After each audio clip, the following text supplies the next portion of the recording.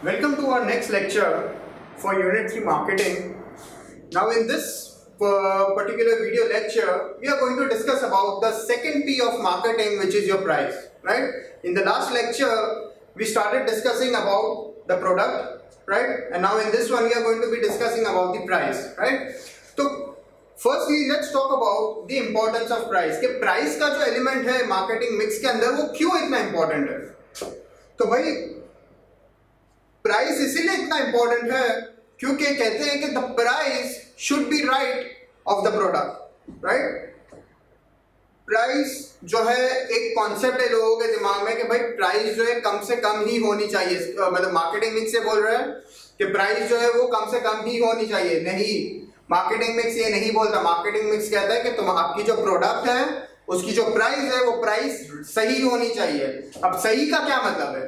तो भाई सही का मतलब ये है कि देखो प्राइस जो है ना वो एक साइकोलॉजिकल जो है वो उसका अफेक्ट है, राइट? कैसे? कि अगर मैं जो है अपनी प्रोडक्ट बहुत लग्जरियस बता रहा हूँ, ठीक है, बहुत अच्छी बता रहा हूँ, बहुत एक्सक्लूसिव बता रहा हूँ कि भाई मेरी जो ये प्रोडक्ट है बहुत एक्सक्लूसिव है, उसकी पैकेजिंग बहुत अच्छी है, उसमें क्वालिटी सब सारी बहुत अच्छी मैंने इस्तेमाल की हुई है, राइट? पैकेजिंग, उसकी प्रमोशन।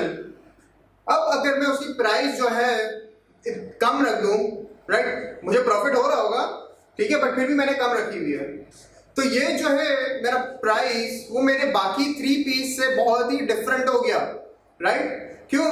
क्योंकि अगर मैं एकदम से अपनी प्रोडक्ट इतनी एक्सक्लूसिव बता रहा हूँ और प्राइस मैंने इतनी कम रखी हुई है, तो आपके दिमाग में आएगी पहली चीज कि यार इसकी प्राइस इतनी कम क्यों है, राइट? जब ये इतना अच्छा, इतना महंगा और इतनी एक्सक्लूसिव प्रोडक्ट है तो इसकी प्राइस क्यों कम है?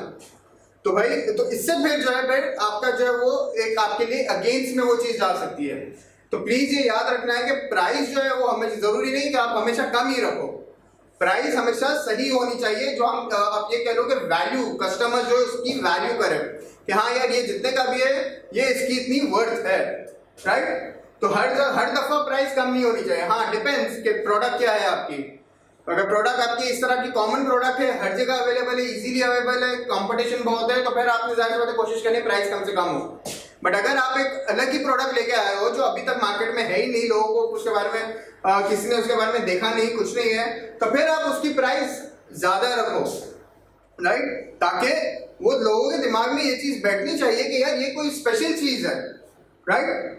तो दिस इज वाई प्राइस की इतनी इंपॉर्टेंस है, क्योंकि प्राइस जो है बेसिकली वो क्या कर रहा है, वो एक साइकोलॉजिकल जो है इफेक्ट सामने कस्टमर के दिमाग में दे रहा है, राइट? नाउ तो प्राइस के बाद हम एक बहुत इंपॉर्टेंट कॉन्सेप्ट है which is related to price, जिसको हम कहते हैं price elasticity of demand, right? अब थोड़ा सा हम रिकैप करते हैं। जब हमने मार्केटिंग में शुरू किया था कि प्राइस लॉ ऑफ डिमांड की हमने बात की थी, राइट? लॉ ऑफ डिमांड क्या है? तो लॉ ऑफ डिमांड ये है कि when your price increases the demand for the product decreases, right? Common sense, कोई चीज महंगी हो जाएगी, किसी चीज की प्राइस बढ़ जाएगी तो उसकी डिमांड जो फॉल हो जाएगी, और अगर उसकी प्राइस फॉल हो जाती है तो डिमांड बढ़ जाएगी, राइट? ये वो कॉमन ये लॉ ऑफ डिमांड है। अब मुझे लॉ ऑफ डिमांड ये नहीं बताता कि यार अगर मैं प्राइस इतनी कम कर दूं तो डिमांड जो है मेरी इतनी ज्यादा इससे बढ़ जाएगी, राइट? या कितनी प्राइस कम करूं तो इतनी डिमांड बढ़ जाएगी मेरी।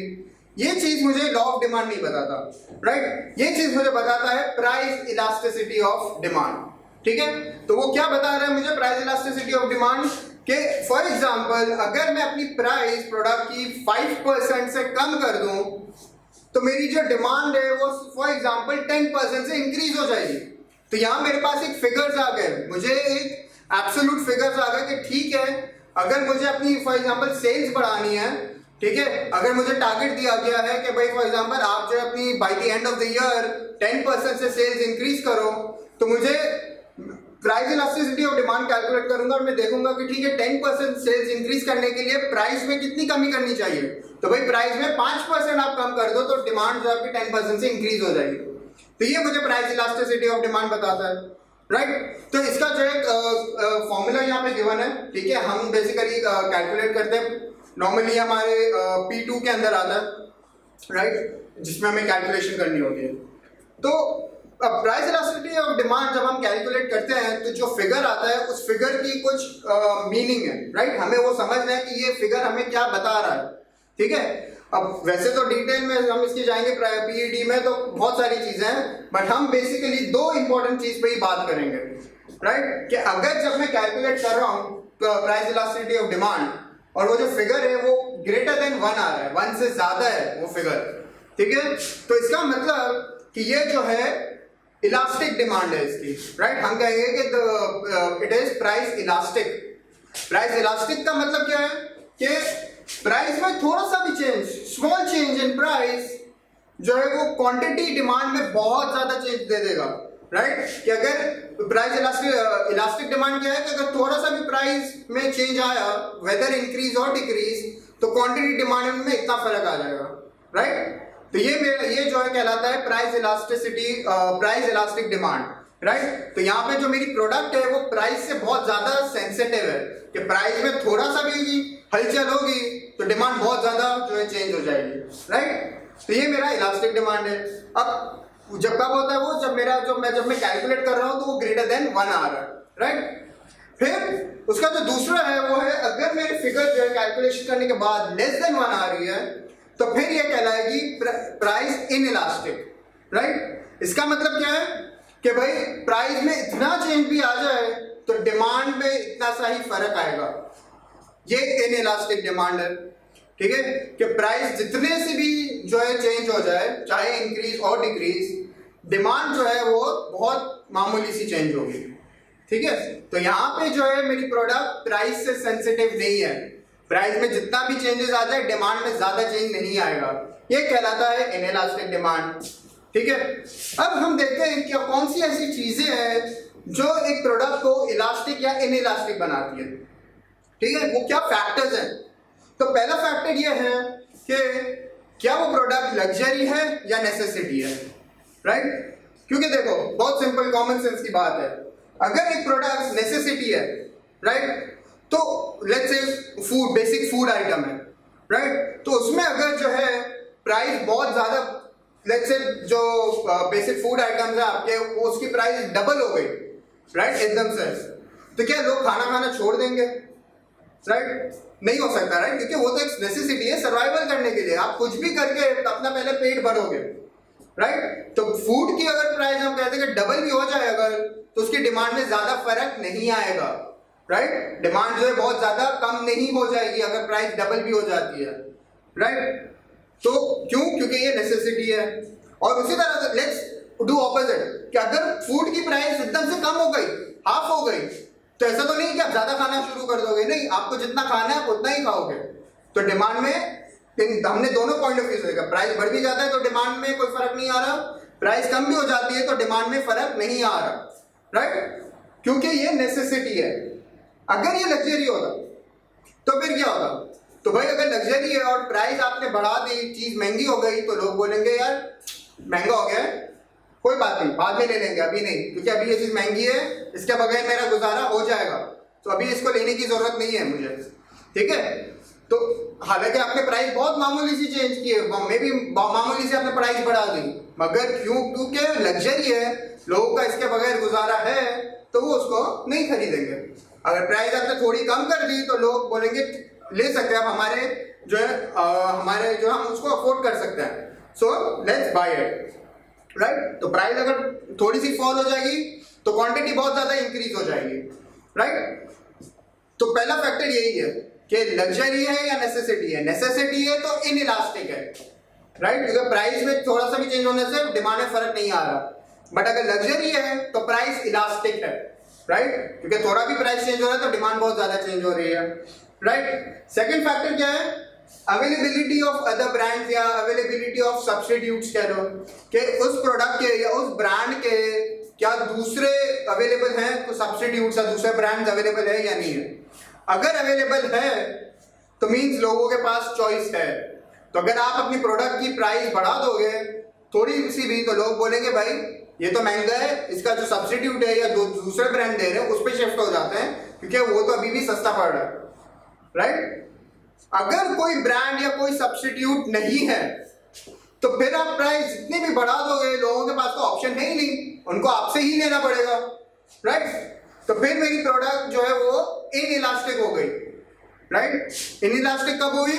जब उसका कोई सब्स्टिट्यूट या कोई अदर दूसरा कंपीटिंग ब्रांड अवेलेबल नहीं है। बट अगर सब्स्टिट्यूट्स हैं, मार्केट में ऑप्शंस अवेलेबल हैं, दूसरे ब्रांड्स हैं, तो फिर आपकी प्रोडक्ट इलास्टिक है, फिर प्राइस से बहुत ज्यादा सेंसिटिव हो जाती है आपकी प्रोडक्ट, ठीक है। अब थर्ड फैक्टर क्या है? लेवल ऑफ कंज्यूमर लॉयल्टी, कि कंज्यूमर कितने लॉयल है आपके ब्रांड से, राइट। तो अगर लॉयल्टी ज्यादा है, ठीक है, तो फिर आप प्राइस बढ़ा भी दोगे तो लोग बोलेंगे नहीं यार ये ब्रांड तो अच्छा है, मैं हमेशा इससे लेता हूं, मैं खुश हूं इसके साथ, तो लोग फिर आपकी प्रोडक्ट ही लेंगे। बट अगर लॉयल्टी नहीं है, लोग आसानी से जो है दूसरे ब्रांड पे शिफ्ट हो जाते हैं, तो फिर आपकी प्रोडक्ट जो है वो इलास्टिक हो गई, ठीक है। क्योंकि आप थोड़ा सा भी प्राइस इंक्रीज करोगे तो लोग जो है दूसरे ब्रांड पे शिफ्ट हो जाएंगे, राइट। क्योंकि लॉयल्टी नहीं है, आप दे रहे हो ठीक है, नहीं दे रहे हो वो तो दूसरे से ले लेंगे, वो लॉयल्टी बिल्ड नहीं है, राइट। और अगर लॉयल्टी है तो फिर इनइलास्टिक हो गया। तो इफ यू रिमेंबर, और मैं आपको जब हमने कस्टमर रिलेशनशिप की बात की थी हमारे फर्स्ट और सेकंड लेक्चर में कि कस्टमर रिलेशनशिप क्यों इंपॉर्टेंट है, तो कस्टमर रिलेशनशिप से ब्रांड लॉयल्टी बिल्ड होती है। तो ब्रांड लॉयल्टी हर बिजनेस चाहता है कि उसके ब्रांड की लॉयल्टी बढ़े। क्यों?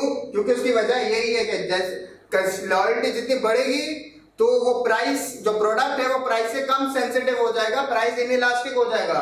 फिर आप प्राइस में जितना भी इंक्रीज करोगे लोग आपकी प्रोडक्ट खरीदेंगे। क्यों? क्योंकि लॉयल्टी बनी हुई है। तो इसलिए हर बिजनेस चाहता है कि मैं जो है अपने प्रोडक्ट, मेरे लोग जो है मेरे लॉयल बने, कंज्यूमर्स मेरे लॉयल्टी जो है मैं उनके लिए बढ़ाऊं, राइट। तो कंज्यूमर लॉयल्टी होगी तो प्राइस इनइलास्टिक हो जाएगा, लॉयल्टी नहीं है तो प्राइस इलास्टिक, राइट। तो ये मेरा थर्ड फैक्टर था। द लास्ट फैक्टर इज कि वो जो प्रोडक्ट है उसकी जो प्राइस है वो एक मेरे इनकम का कितना प्रोपोर्शन कंज्यूम करती है। लेट्स से मेरी इनकम जो है 1 लाख रुपीज है, ठीक है। मैं जो एक एयर कंडीशनर खरीदता हूं 1.5 टन का, which is somewhere around let's say 75 और 80,000, राइट। तो ये जो एयर कंडीशनर है ये मेरी इनकम का कितना प्रोपोर्शन ले रहा है?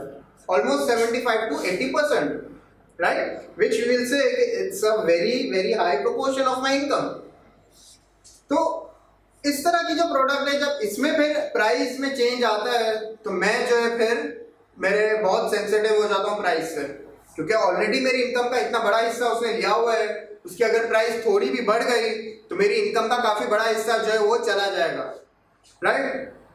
बट अगर लेट्स से मैं बात करता हूं एक मैच स्टिक या मैच बॉक्स की, which might cost me 10 rupees और 20 रुपीज, तो वो मेरी इनकम 1 लाख रुपीज है और वो मैच बॉक्स जो है 10 रुपीज या 20 रुपीज का है, तो वो मेरी इनकम का शायद 0.1% कंज्यूम कर रहा है, विच इज नथिंग, राइट। तो वो मैच बॉक्स जो है अगर 20 का है वो 50 रुपीज का भी हो जाता है तो मेरी इनकम का प्रोपोर्शन पे ज्यादा फर्क नहीं पड़ता मुझे। तो even if the price of the matchbox doubles, I'm not going to stop buying it, right? क्योंकि मुझे फर्क नहीं पड़ता। बट अगर एयर कंडीशनर की प्राइस में थोड़ा सा भी फर्क आ जाता है, 2,000-3,000 रुपए भी बढ़ जाते हैं, तो मेरी इनकम का जो है वो काफी बड़ा चंक उसमें चला जाएगा। तो फिर मैं बोलूंगा नहीं भाई अभी नहीं खरीदना, राइट, मैं उसको फिर नहीं खरीदूंगा। हाँ, अगर कम हो गया प्राइस तो फिर मैं बोलूंगा गुड है यार, मेरी इनकम का काफी हिस्सा जो है बच रहा है, तो लेट्स बाय इट नाउ, ठीक है। So if the product is taking a huge proportion of my income, then I will say that it is price elastic. But if it is taking a very small proportion of my income, then I will say that it is price inelastic, right? So these are the factors which is going to determine that whether my product is elastic or inelastic, right? अब इसमें छोटी सी जो है चीज है कि भाई because of the knowledge of elasticity of demand, how is it going to help me? ठीक है, मतलब specifically in relation to my revenue, कि ये प्राइस इलास्टिसिटी डिमांड जो है मुझे रेवेन्यू इंक्रीज करने में कैसे हेल्प करेगा। तो if my product is elastic, right, अगर मेरी प्रोडक्ट जो इसकी डिमांड इलास्टिक है तो फिर मुझे क्या करना चाहिए? मुझे जो इसकी प्राइस थोड़ी सी कम करनी चाहिए, मैं थोड़ी सी उसकी प्राइस कम कर दूं तो उससे क्या होगा, डिमांड जो है बहुत ज्यादा इंक्रीज हो जाएगी उसकी, और क्योंकि डिमांड एकदम से इंक्रीज हो गई तो फिर जो मेरा टोटल रेवेन्यू है वो इंक्रीज हो जाएगा, राइट। तो अगर एक बिजनेस है वो अपना रेवेन्यू इंक्रीज करना चाहता है और उसको पता है कि मेरी प्रोडक्ट जो है वो इलास्टिक है, तो फिर उसको ये स्ट्रैटेजी यूज करनी चाहिए कि प्राइस थोड़ी सी कम करनी चाहिए, right. But if my product is inelastic, तो then what I should do is I should increase my price by a very high proportion, right? क्यों? उससे हो क्या होगा, प्राइस मैंने एकदम बढ़ा दी तो क्या होगा कि डिमांड जो है वो थोड़ी सी कम होगी, राइट, और उसकी वजह से जो मेरा टोटल रेवेन्यू है वो इंक्रीज हो जाएगा। तो ये चीज हम देखते हैं पाकिस्तान की अगर बात करें तो पाकिस्तान में आपको पता है स्पेशली जब रमजान का टाइम आता है तो हम देखते हैं कि जो ये फूड आइटम्स, फ्रूट्स, वेजिटेबल्स वगैरह इनकी प्राइस एकदम बढ़ जाती है, राइट। बट फिर भी जो है बहुत ज्यादा शूट अप हो जाती है, बट फिर भी जो है लोग खरीदना बंद नहीं करते। क्यों? क्योंकि वो एक it's an inelastic product, right. तो प्राइस भी इतनी बढ़ा देते हैं मगर डिमांड ज्यादा फॉल नहीं होती, तो इसलिए जो है इस टाइम पे बहुत लोग जो है कमाते हैं, राइट। तो this is one of the sad realities of our country, ठीक है। Anyway let's move on. तो ये स्ट्रैटेजी थी कि अगर मुझे रेवेन्यू इंक्रीज करना है तो फिर जो है मेरी प्रोडक्ट अगर इलास्टिक है तो मुझे प्राइस थोड़ी कम कर देनी चाहिए, बट अगर मेरी प्रोडक्ट प्राइस इनइलास्टिक है तो फिर मुझे प्राइस बहुत ज्यादा बढ़ा देनी चाहिए, राइट। तो ये इसका तो ना हम पहले डिस्कस कर लेते हैं कि प्राइस इलास्टिसिटी डिमांड की क्या लिमिटेशंस है, राइट, कि क्या जो है उसके मसले हैं प्राइस इलास्टिसिटी ऑफ डिमांड के। तो भाई पहला मसला जो मैंने यहाँ लिखा हुआ है वो क्या है कि यहाँ पे हम क्या कैलकुलेट कर रहे हैं कि प्राइस में चेंज होने से क्वांटिटी डिमांड में क्या फर्क आ रहा है। वेरिएबल सिर्फ एक ही वेरिएबल हम देख रहे हैं यहाँ पे कि प्राइस में चेंज होने से डिमांड कितनी चेंज हो रही है। बट इन रियलिटी होता क्या है, इन रियलिटी ये होता है कि सिर्फ प्राइस नहीं है जो डिमांड को अफेक्ट करती है। In the last lecture we discuss what are the things that affect the demand, right, कि लोगों की इनकम चेंज हो जाती है तो डिमांड चेंज हो जाती है, वेदर कंडीशंस, ठीक है, गर्मी है तो लोग किसी चीज की डिमांड ज्यादा करते हैं, विंटर में किसी चीज की डिमांड फॉल हो जाती है, राइट। तो दूसरे सारे फैक्टर्स भी जो है प्ले में होते हैं जिसकी वजह से डिमांड आपका चेंज होता है। But price elasticity of demand क्या करता है, वो तो सिर्फ प्राइस के रिलेशन में आपको वो चीज बताता है। तो ये आपको अगर फॉर एग्जाम्पल आपने ये देखा कि भाई मैंने प्राइस इतनी बढ़ाई, डिमांड इतनी फॉल हो गई, या प्राइस इतनी कम की, डिमांड इतनी बढ़ गई, तो जरूरी नहीं है कि सिर्फ प्राइस की वजह से इंक्रीज और डिक्रीज हो रहा है डिमांड में, हो सकता है कुछ और फैक्टर्स भी हो, राइट। तो इसीलिए जो है इसका ये एक मसला है कि भाई प्राइस इलास्टिसिटी ऑफ डिमांड तो सिर्फ प्राइस के रिलेशन में चीज बताता है, वो बाकी फैक्टर्स को जो है कंसिडर नहीं करता। सेकेंड उसका प्रॉब्लम क्या है कि it's not easy to calculate, इतना आसान नहीं होता कैलकुलेट करना। क्यों? क्योंकि जो डेटा आपको चाहिए, प्राइस का डेटा चलो आपको मिल जाएगा कि भाई प्राइस आपने इतनी कम की या इतनी बढ़ाई, वो डेटा तो आपके पास होगा, मगर डिमांड कितनी इंक्रीज हो रही है, कितनी डिक्रीज हो रही है, वो कहां से मिलेगा आपको, वो कैसे आपको एक नंबर मिलेगा कि भाई डिमांड इतनी थी या डिमांड जो है फॉल हुई या डिमांड इंक्रीज हुई तो कितने से हुई, right, because that is what we need to calculate PED, right. But वो हमारे वो डेटा मिलता नहीं है, और वो डेटा मिलता नहीं है तो इसलिए जो है इसको कैलकुलेट करना इतना आसान नहीं है, राइट। थर्ड प्रॉब्लम क्या है कि वो जो डेटा है, क्योंकि पास्ट डेटा है, राइट, पीईडी जो है हम कैलकुलेट करते हैं तो जो हो चुका है उसके बेसिस पे हम कैलकुलेट करते हैं, तो ये डेटा हो सकता है ऑब्सोलीट हो जाए, राइट। मैं अगर फॉर एग्जांपल 2 महीने पहले का अगर वो लेता हूं कि भाई प्राइस में ये चेंज होने से डिमांड में ये चेंज आई, और वो अब मैं अगर लूं for example once the whole world has been today affected because of coronavirus, उससे पहले का अगर मैं डेटा लूं और उसको यूज करूं अभी पोस्ट कोरोना वायरस के लिए, तो वो बिल्कुल रेलेवेंट नहीं होगा, वो मेरा डेटा ऑब्सोलीट कहलाएगा। हालांकि 2-3 महीने की ही बात है, बट फिर भी वो डेटा ऑब्सोलीट कहलाएगा। क्यों? क्योंकि उस टाइम पे सिचुएशन बिल्कुल डिफरेंट थी और उसके बाद अब सिचुएशन पूरी दुनिया की चेंज हो गई है, राइट। लोगों की जॉब चली गई है, इनकम कम हो गया और दूसरे बहुत सारे मसले हुए हैं, ठीक है। सो दैट इज व्हाई जो है data which we are using it's a past data which can be obsolete, right, outdated जिसको बोलते हैं। So these are some of the limitations of price elasticity of demand, कि आप price elasticity of demand पे क्यों पूरी 100% rely नहीं कर सकते, राइट। अब हम आते हैं एडवांटेजेस पे, क्या प्राइस ड्रिवन डिमांड का एडवांटेज है। तो भाई एक एडवांटेज ये है कि आपको जो है थोड़ा सा हेल्प करता है फोरकास्ट करने में, कि आपको जो है जैसे मैंने कहा 100% तो एक्यूरेट नहीं है, बट फिर भी जो है जो डेटा आपके पास होगा तो इससे जो है आप फोरकास्ट कर सकते हो कि अगर फ्यूचर में मैं अपने प्रोडक्ट की फॉर एग्जांपल प्राइस में ये चेंज करता हूं तो डिमांड इतने से बढ़ेगी या इतने से कम होगी, ठीक है। तो ये चीजें फिर भी जो है मुझे मिल सकती है प्राइस इलास्टिसिटी ऑफ डिमांड से मुझे ये थोड़ा सा मैं फोरकास्ट कर सकता हूं, मुझे हेल्प करेगा वो।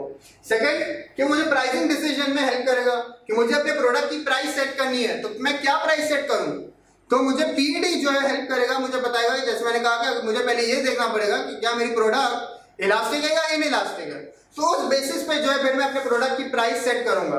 अगर मैं देखता हूं कि प्राइस इनइलास्टिक है तो मैं अच्छी खासी प्राइस ज्यादा रख सकता हूं, राइट। बट अगर मेरी प्रोडक्ट जो प्राइस इलास्टिक है तो फिर मुझे थोड़ा सा केयरफुल रहना पड़ेगा, मुझे देख के प्राइस सेट करनी पड़ेगी, क्योंकि लोग जो है प्राइस से बहुत ज्यादा सेंसिटिव है, ठीक है ना। थर्ड फायदा क्या है कि मुझे जो है price elastic demand revenue maximize करने में हेल्प करता है। जैसे मैंने यहाँ पे हमने देखा कि रेवेन्यू किस तरह इंक्रीज होता है because of price elasticity of demand, तो ये उसका बेनिफिट है, राइट। कि मैं देख सकता हूं कि अगर मुझे फॉर एग्जांपल रेवेन्यू मेरा इंक्रीज करना है तो मैं क्या डिसीजन लूं प्राइस से रिलेटेड, राइट। तो ये जो है उसके कुछ एडवांटेज हो गए पीईडी के। नाउ आई टोल्ड यू कि ये जो प्राइस का जो एलिमेंट है मार्केटिंग मिक्स में, तो ये this is all about setting your price of your product, ठीक है। तो जब आप प्रोडक्ट की प्राइस सेट कर रहे हो तो क्या फैक्टर्स है या क्या ऐसी चीजें हैं जिसको आप कंसिडर करोगे अपने प्रोडक्ट की जब भी प्राइस सेट करोगे, तो क्या चीजें हैं जिसके ऊपर पहले आपको सोच लेना चाहिए, जिसको देख लेना चाहिए। तो पहली चीज है कि आपके बिजनेस का ऑब्जेक्टिव क्या है, राइट। अगेन आप तो रिकैप करो यूनिट 1 पे ऑब्जेक्टिव्स ऑफ बिजनेस। तो ऑब्जेक्टिव्स ऑफ बिजनेस क्या है कि भाई फॉर एग्जांपल अगर बिजनेस का ऑब्जेक्टिव है कि हमें जो है प्रॉफिट मैक्सिमाइज करना है, राइट, ये बिजनेस का ऑब्जेक्टिव है। तो जब प्रॉफिट मैक्सिमाइज करना है तो उसका मतलब फिर आपको प्राइस ज्यादा रखनी पड़ेगी, राइट। तो ऑब्जेक्टिव ऑफ बिजनेस, अगर आपका ऑब्जेक्टिव है सर्वाइवल बिजनेस का तो फिर आप प्राइस कम रखोगे, ठीक है ना। तो क्या प्राइस रखोगे डिपेंड करता है कि आपके बिजनेस का ऑब्जेक्टिव क्या है, राइट। सेकंड फैक्टर क्या है, कॉस्ट ऑफ प्रोडक्शन, कि वो जो प्रोडक्ट आप कि वो आपको कितने में पड़ रहा है, उसका खर्चा कितना है, ठीक है। कि अगर मैं जाहिर सी बात है कोई भी प्राइस सेट करूंगा तो पहले तो मुझे ये कैलकुलेट करना है कि भाई मुझे ये प्रोडक्ट कितने में पड़ रही है, राइट। इफ यू डिसाइड कि भाई मैं ऐसे ही आपने डिसाइड कर लिया कि मैं 25 रुपए की ये प्रोडक्ट सेल करूंगा, बट आपने जब कैलकुलेट किया कि भाई आपको खर्चा ही 30 रुपए आ रहा है, so how can you charge the price of 25 and make a loss, right. That's not possible, that's not practical, ठीक है ना। तो फिर आप क्या करोगे, आप देखोगे भाई पहले तो मैं अपनी कैलकुलेट तो करूं कि मुझे कितने में पड़ रही है ये प्रोडक्ट, फिर उसके बेसिस पे आप अपनी प्राइस सेट करोगे, राइट। आपने देखा कि 30 रुपए अगर प्रोडक्ट की आपको जो है कॉस्ट आ रही है तो maybe you might sell it for 33, 34, 35, 40 whatever, right. But obviously it might be higher than 30 as only. So that's the second factor कि कॉस्ट ऑफ प्रोडक्शन क्या है।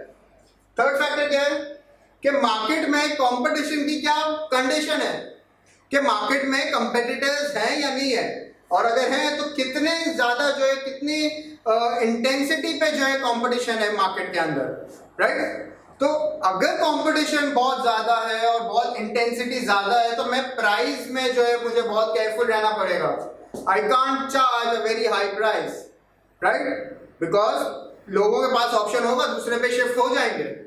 बट अगर मार्केट में कंपटीशन है ही नहीं, मोनोपोली है, मींस मैं अकेला हूं या शायद हम 2 या 3 ही कंपटीटर्स है पूरे पाकिस्तान की मार्केट में, तो फिर कंपटीशन हम कह सकते हैं कि इतना इंटेंस कंपटीशन नहीं होगा, right. So then I can play around with the price of the product, right. तो उस हिसाब से मैं अपनी प्राइस सेट करूंगा।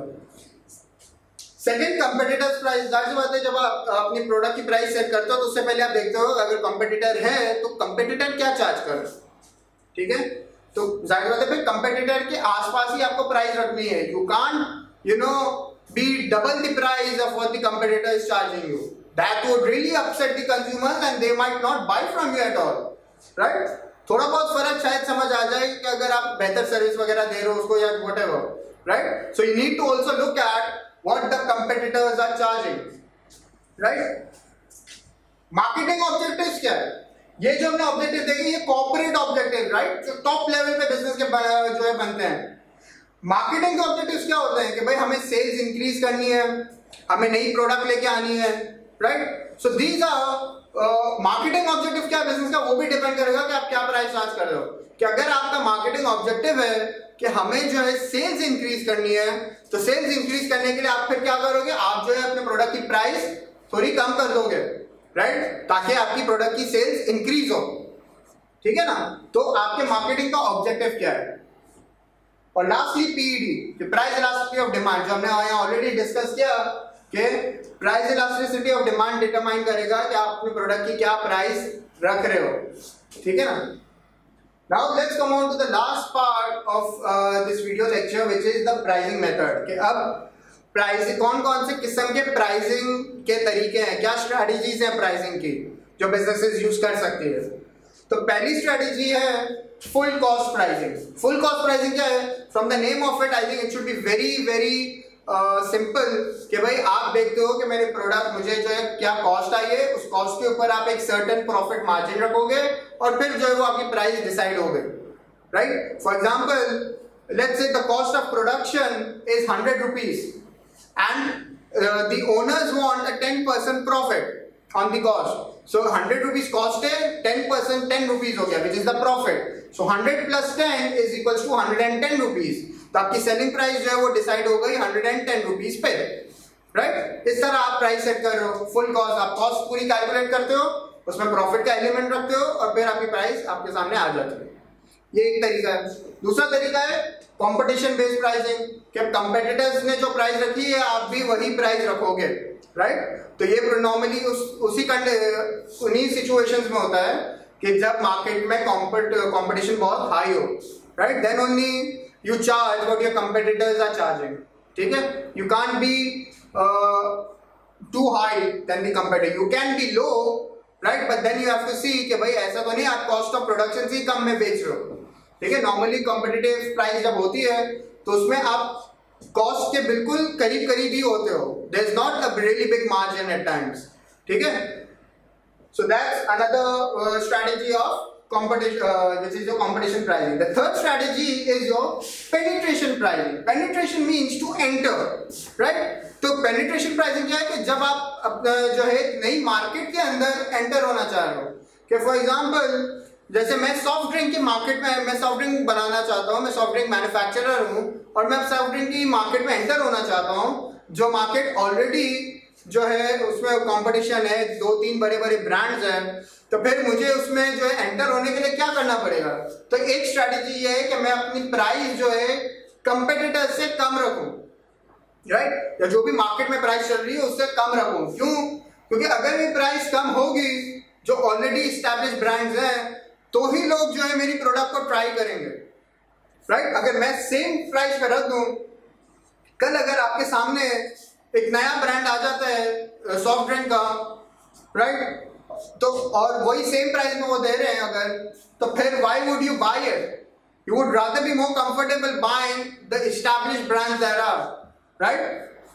But if you want people to try your brand, which is a new brand, then what you need to do is you need to keep the price below the market price, right? जो market में चल रही है उससे कम price में रखो ताकि आप मार्केट में एंटर हो सको, ताकि लोग आपकी प्रोडक्ट को ट्राई करें, राइट? तो ये तभी होता है कि जब आप एक नई मार्केट में एंटर होते हो, राइट? और ऐसा नहीं कि हमेशा वही रहता है। Once you have established in the market, आपका फाउंडेशन बन गया है, फिर आप आहिस्ता आहिस्ता प्राइस बढ़ा दो। जब लोगों ने आपके प्रोडक्ट्स खरीद ली, ट्राई कर ली, उनको पता चल गया आपके प्रोडक्ट के बारे में, right? Then we have dynamic pricing. Dynamic pricing is basically a pricing which changes with the level of demand. ठीक है कि ये जो है कंपनी स्ट्रैटेजी यूज करती है जब एकदम से डिमांड बढ़ जाती है, ठीक है? तो जब डिमांड बढ़ती है तो वो अपनी प्राइस भी बढ़ा देते हैं, जब डिमांड कम होती है तो प्राइस कम कर देते हैं. ये कैसे होता है? एग्जांपल लेते हैं एयरलाइंस की. एयरलाइन की अगर आप टिकट जब बाई करने जाओ वेबसाइट पे, ठीक है, and let's say there 4-5 people, right, who has logged into the website and they are checking the destination from let's say Karachi to Dubai, ठीक है।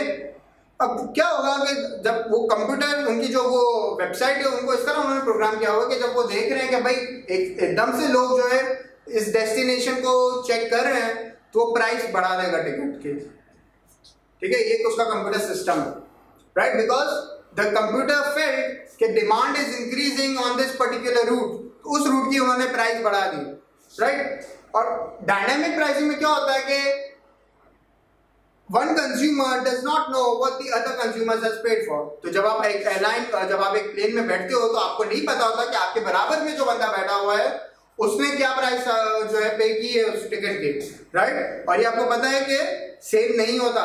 इवन अगर हम एक ही क्लास की बात करें, इकोनॉमी क्लास की ही बात करें, तो उस इकोनॉमी क्लास के अंदर भी जो सब लोग बैठे हुए हैं उन सब ने सेम प्राइस नहीं पे की होगी, किसी ने ज्यादा की होगी, किसी ने कम पे की होगी, right, depending on the demand. तो उन्होंने कब नॉर्मली यही होता है ना कि अगर आप पहले से बाय कर लो टिकट, राइट, तो थोड़ी आपको सस्ते में मिल जाती है। क्यों? क्योंकि उस टाइम पे डिमांड इतनी नहीं होती उस डेस्टिनेशन की, बट जितना आप करीब करीब आते जाते हो उस डेट पे तो लोग फिर डिमांड बढ़ जाती है, तो फिर प्राइस आपको महंगी पड़ती है, राइट। तो दैट्स डायनामिक प्राइसिंग। तो डायनामिक प्राइसिंग में जो प्राइस है वो डिमांड के लेवल के हिसाब से चेंज होता है।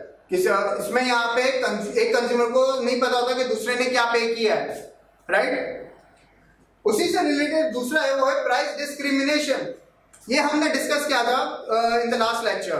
प्राइस डिस्क्रिमिनेशन में मैंने सेम एयरलाइन की एग्जांपल दी थी, मगर यहाँ मैंने कहा था कि प्लेन के अंदर डिफरेंट क्लासेस होते हैं, राइट। तो जो इकोनॉमी क्लास में बैठा हुआ है उसको पता है कि जो बिजनेस क्लास में बैठा है उसने ज्यादा पे किया है, और जो बिजनेस क्लास में बैठा है उसको पता है कि इकोनॉमी क्लास वाले ने कम पे किया। यहाँ पे पता है कंज्यूमर्स को प्राइस डिस्क्रिमिनेशन में, डायनेमिक प्राइसिंग में नहीं पता उसको, ठीक है। So price discrimination is basically where you charge different price for the same product depending on the segmentation, ठीक है, कि आपने किस बेसिस पे सेगमेंट किया हुआ है और उस सेगमेंट के बेसिस पे जो है आप प्राइस चार्ज कर रहे हो, ठीक है। And the last strategy is your price skimming. Price skimming is basically where you charge a high price for your product, ठीक है। तो ये नॉर्मली कब होता है कि जब आप लेट्स से एक नई टेक्नोलॉजी, एक नई इन्वेंशन लेकर आए हो प्रोडक्ट के अंदर जो अभी तक उस जैसी कोई प्रोडक्ट है ही नहीं मार्केट में, राइट। तो आप क्या कर सकते हो कि आप at that time you can charge a very high price for the product, right, because सबसे पहली बात कि आपका खर्चा भी इतना हुआ है, रिसर्च एंड डेवलपमेंट का इतना खर्चा हुआ होगा तभी जाकर आपने एक नई प्रोडक्ट बनाई है, राइट। और दूसरी वजह ये कि अभी कोई कंपटीशन भी नहीं मार्केट में, because you are the pioneers, आपने जो है उस प्रोडक्ट को बनाया हुआ, आपने इन्वेंट किया है, तो you can charge a high price for it, right. फिर क्या होता है कि वंस प्राइस स्कीमिंग स्ट्रेटजी में क्या होता है कि you start by charging a very high price, then gradually you decrease your price once the competitors enter the market and once they have maybe copied your product, ठीक है। तो फिर जो आप अपनी प्राइस थोड़ी ऐसा ऐसा कम कर देते हो। तो ये आपकी प्राइस स्कीमिंग स्ट्रैटेजी है। एक तो इसमें ये भी है कि जैसे मैंने कहा कि नई इन्वेंशन है, ठीक है। अच्छा, इसमें एक और स्ट्रैटेजी आती है जो कहलाती है प्रीमियम प्राइसिंग, ठीक है। तो प्रीमियम प्राइसिंग बेसिकली है कि जहां पे आप प्रोडक्ट की प्राइस हाई ही चार्ज करते हो और वही रहती है। क्यों? क्योंकि आप बताना चाहते हो कि मेरी प्रोडक्ट जो है लग्जरियस प्रोडक्ट है, एक्सक्लूसिव प्रोडक्ट है, ठीक है। तो वो प्राइस हमेशा हाई होती है। तो जैसे मैंने आपको कहा कि एक्सपेंसिव कार्स हैं, राइट, फिर आपके जो एक्सपेंसिव परफ्यूम्स आते हैं, तो इनकी प्राइस हमेशा हाई ही होगी।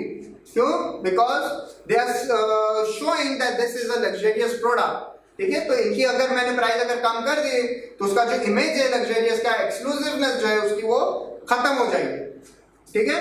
सो इसको थोड़ा सा ये एंड में मैं ये कहना चाहूंगा कि जो प्राइसिंग स्ट्रेटजीज हैं ये जरूरी नहीं है कि एक स्ट्रेटजी आपने डिसाइड की तो वो ही स्ट्रेटजी जो है आप हमेशा यूज करते रहोगे।